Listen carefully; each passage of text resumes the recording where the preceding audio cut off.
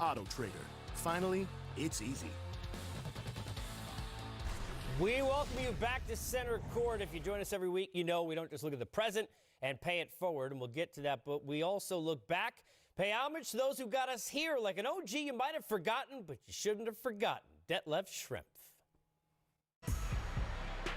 Detlef Schrempf gets his first points as an NBA pro on a nice move down the baseline and a finger roll.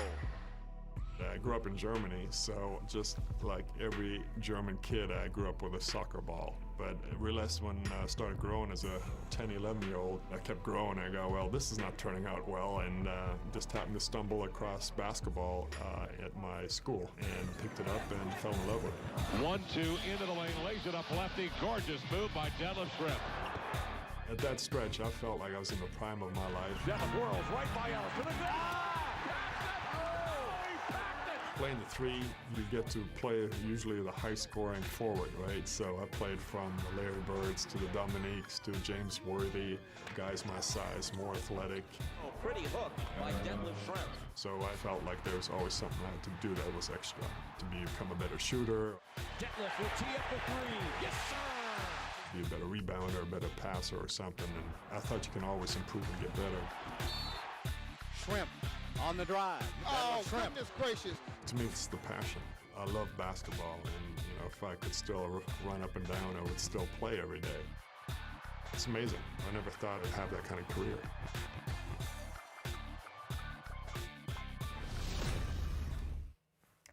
Grant, we were just talking about how soccer, both of us played soccer growing up, and to see a guy at 6'10" that can move like that and has good footwork and can shoot the basketball, soccer probably had a lot to do with that. No question. I think of Detlef Schrempf. I think of Hakeem Olajuwon. There's a Steve Nash. Obviously the foot-eye coordination necessary in soccer, I think it translates. Also, I think when you play soccer, it's not very individual. You play with other people. You see the field. And Detlef was a guy, obviously we're showing clips of his offensive talent, but he was a guy that was a great passer, a great facilitator. He could score from outside. He was really strong and physical, could post you up, just played the game the right way. And I know I played against him, and he was just a matchup problem. But really skilled, saw the whole court, and I think a lot of that maybe had to do from his soccer, from his early age. Well, he was drafted to the Mavs, traded to Indiana, and then he went out west to the Supersonics, where I remember watching him play for the Supersonics, teamed up with Sean Kemp, Gary Payton. They went to the NBA Finals, Game 6 against Michael Jordan. And you talk about that team, facing that team with a small forward that's 6'10", that can shoot the lights out from beyond the arc. Well, first of all, that team in the mid-'90s, you didn't want to go play in Seattle. That team was dangerous. They trapped you all over the court. And of course, Gary Payton, Sean Kemp, they were phenomenal. But Detlef Schrempf was someone as well who was more than capable of having big nights. Might have had a couple of big nights on me, if I recall, but he just complimented, those guys. He was older in his career. He was solid. He could spot up. He could post up. He could, run plays, facilitate. That was a scary team, and a team that, obviously lost there in the finals to the Bulls, but, could have very well been a world champion. And a lot of it, Detlef Schrempf played a major role on that team, and just the versatility that he brought to the table. He really didn't have a weakness. He could do everything on the court, and was certainly a tough opponent. Well, in this segment, we pay homage to the OG, and, a lot of the OGs paved the way for players like us coming up, and I think German-born, we think of Dirk Nowitzki. Right. But Detlef Schrempf was doing a lot of things that Dirk did before Dirk. So can you talk about just how he kind of transformed the ability of overseas players, one, and players at his size to be able to play the way that he played the game? No question. Detlef Schrempf came over when you didn't have a lot of foreign players playing in the NBA. And now, the start of this season, you had, I think, 25% of the players in the NBA were born outside of the United States. So it was players like a Detlef Schrempf, and the impact that he had, people knowing, wow, here's someone who's come over, Dirk Nowitzki, obviously took the mantle. You see a lot of the similarities in terms of how Dirk played. Dirk was just 7 foot tall as opposed to 6'9", but it was players like Marshall Lunas and Schrempf who were able to come over, have success, and sort of open the door and let the world know that it's not just an American game, but it's becoming a global game. So he definitely paved the way, and now the game has grown, and you see it's reflected in the players that are in the league. Well, Casey, Grant asked before this segment if he's doing an OG segment, does that make him an OG? And I'm asking because I'm hosting the OG segment, what does that make me? I'm still playing, so hold on. Not old. Okay, good answer. I played against him, and then I think he had that reflection of, oh, wait. By the way, the trade deadline, not yet, but a trade's been made. We've been traded to Mondays. Don't forget Center Court moving to Mondays starting January the 27th. We got more coming on the other side.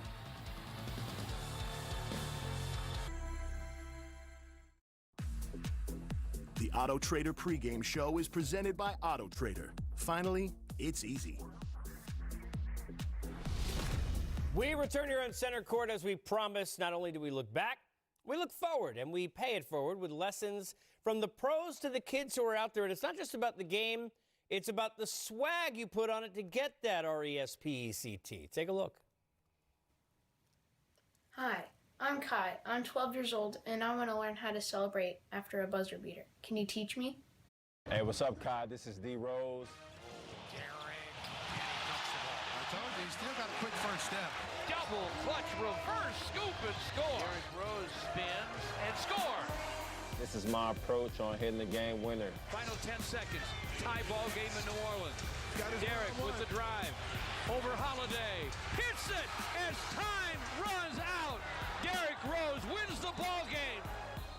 Hitting one at home. Rose trying to get open, fires away. Bang! It's over! The Bulls win at the buzzer! Or hitting one on the road. I mean, I have the same expression. I never show that much emotion, but I would say I do love is hitting one on the road and taking the air out of the building on the road. Derrick Rose at the buzzer. It's all about spacing. When you're going up against a good defender, you got to create as much space as possible and just focus on the shot. We're down to 3 seconds. 2, Derrick Rose, never worried. I'm on year 12. I'm able to stay focused and understand where I'm at in my career. I want to show people that I still have a lot left in the tank and cherish the moment. Derrick Rose against Drew Holiday. That's it. It's over. So, Todd, that's a game winner. Well, every rose, and then there's a thorn celebrating in the suit. Oh, is that V-neck we're going with? Celebrate good times, but this time unsuited. I mean, that was a little bit like subdued. Candace? Oh, yeah. Act like you've done it before. That's right. You know? Ain't nothing. Zeke? Well, y'all like marked out edge, like y'all shake your hands. Oh, here it comes right now. Celebrate. Here it That's how comes. you celebrate. Here it comes. Grab the ball. Yeah. Grab the ball, Zeke. Yeah. Grab it. See, I hadn't been there before. Y'all all cool. That was my first time in the end zone. I mean, Candace was like, act as if I've been it. Oh, like, no. Okay, Clyde. Take the charge. Take the charge. Oh, Candace. Candace with the hop. Oh, my. I thought I was going to take the charge. Yeah. I just love the screen jumped grab and the over facial my expression. head. I was like, oh, my. I'd be more impressed if he kept that face the whole time. Wait, if you'd have saw my face like damn. Thursday, it is a dandy, a double dip, which includes two of the best in the biz, and LeBron and Luka. Center stage. Well, we're Center Court here on NBA TV. Thursday, big night, all across. I'm here with Landry Shamet. Landry, you know you come in tonight, you got to slow down Luka. What's the plan to keep him out the paint? Just load to him. You know, he's a good player. He deserves the attention he gets. So he's center of our scouting report, obviously. So we just got to be tuned in, locked in. All 5 of us on the floor, not just the person guarding him. Try to give him different looks. And for a guy like yourself, when the ball is moving, you're able to get open shots. How big is that for y'all got good ball movement tonight? Not just for me, for all of us. You know, we've proven we play our best basketball when the ball's moving that way. So you know, that's what we do. It's what we got to do in order to be successful. Everybody benefits. Appreciate you. Yeah, no problem. Landry Shamet, just part of that depth, and certainly Paul George part of it on the other side. But don't need to be so deep, though his teammates have helped out when you look at Luka Doncic and leading the team in all the major categories and has really put together, Candace, a season that even after all the expectations last year has exceeded those and then some. Well, coming into your second year, you see defenses adjust to you. You know, in order to really know a player, you got to play against them. You can get all the scouting reports. Right. But in order to know a player, you have to play against them. And so the whole league had an opportunity the second year to adjust to Luka, and he's just added more to his game. That step back, I don't think anybody thought that he was going to shoot it at the percentage that he shoots it at. His size, his ability to change speeds. He's not fast, but he changes speeds. And he's a willing passer, and he makes winning plays. And he's not afraid of the moment. And I think that's the thing that has impressed me in the first 2 years of Luka. You know, great, you talk about changing speeds. And by the way, it's not from like, overdrive to even faster than that. It's like just a walk to like a little faster than that. But he's blowing by guys because he seemingly has an understanding of the floor that most guys don't have. How frustrating is that for defenses that he's not even going faster than you and somehow he's getting to that spot and you're not? Yeah, I mean, he plays with a great sort of tempo and a great pace. He's always under control. He gets to his spots. His shooting is so amazing. His step back, you always have to guard that. There's always the fear that he can, a little bit like a Steph Curry. You know, Steph Curry is able to get by people. It's all sort of set up by his shooting in a lot of ways. Not that he's not a great ball handler, but similar, Luka and he reads the angles well. He gets you off balance. He's shifty. Steve Nash is probably better. Like, Steve Nash wasn't a super athletic guy, but he could get by you. And his balance is great. It's really remarkable what he's doing. He's putting on a clinic out there, but he's going to be tested because this team defensively is going to get after him. And Kawhi Leonard, one of the best on both sides of the ball. Porzingis back, expectations, a win? I expect Porzingis to come out and play well. I think the first time back after the injury, he was a little nervous. I think now that he's had a chance to kind of sit out again, I expect him to come back and be a little bit more patient and a little bit more effective and efficient. Tough, obviously, when you're shaking off the rust and then all of a sudden go sit back down. Or you can do it voluntarily. We call it load management. We'll manage until half. We'll see you then. Great.